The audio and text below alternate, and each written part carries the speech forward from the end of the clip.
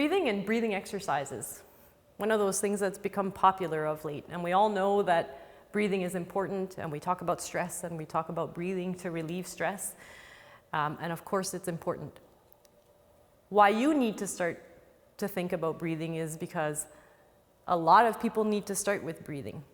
And I'll give you an example of a client that I had come see me recently.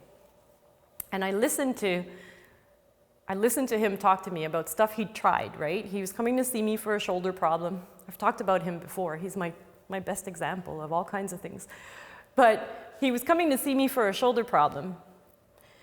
And he had seen multitude of healthcare professionals. And so I asked him a lot about what they had him do, what kind of exercises did he do in the past, what kind of things did he try to help himself, to relieve pain, to relieve symptoms. And a lot of his perception of limitation was not enough mobility, and was being too tight, and was being congested in the shoulder and traps in cervical area.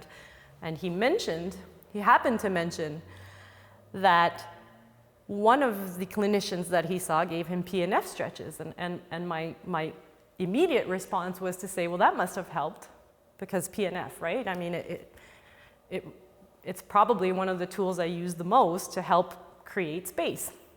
And he said, it actually made me worse. Like every time I would do it, I would be like even tighter and have even more pain and feel even more congested. And I thought, well, okay, that's kind of weird. And so I noted that onto my chart.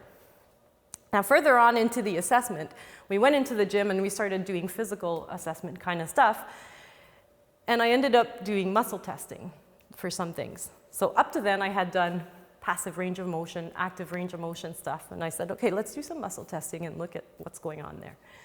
And when I did the muscle testing, I realized that when I asked him, when I went to the don't let me move you, and I went and tried to move him and he needed to resist me, it was right away everything on. And when I asked him to stop, it was everything off. So everything was really quickly on and quickly off, and holding the breath and then releasing the breath.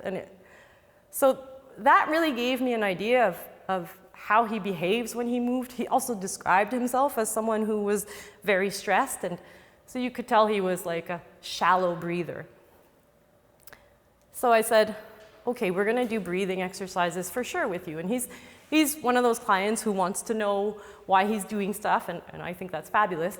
He wanted to understand why he needed to start with breathing, and I explained to him that shallow breathing and holding your breath while he was doing the muscle testing stuff gave me an indication of how he behaves when he trains and how he behaves when he stretches, or when he was doing those PNF stretches that he said didn't work for him. It was because he's either holding his breath and then it's contractions all on and all off. It's never smooth and then smooth turned off. It was always quick, and the breath was the same. And I said, shallow breath and holding your breath when you're trying to do mobility stuff is actually going to create the opposite of what you're trying to do. You're going to get all tensed up. You're going to create muscle tension. That's why PNF probably didn't work for you. So you need to, one, learn to breathe more deeply, and you also need to turn on your muscles slowly and turn them off slowly. In order for PNF to work for you, in order for mobility exercises to work for you, in order to decrease tension in the neck, in the traps, in the shoulders, that's what you need to do. It's a behavior thing.